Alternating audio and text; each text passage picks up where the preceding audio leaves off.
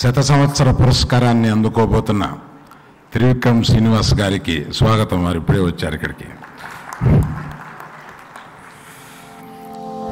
అమ్మని తీసుకురండి.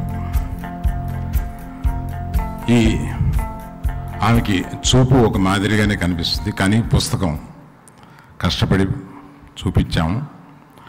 వారు ఈ పుస్తకానికి ఎడిటర్ శ్రీ మన్నం గోపీచంద్ గారు.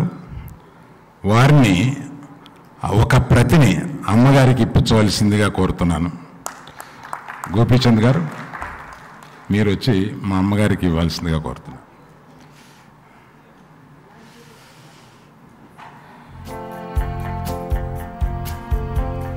మా అమ్మకి 92 సంవత్సరాలు. మొన్న ఈ మధ్య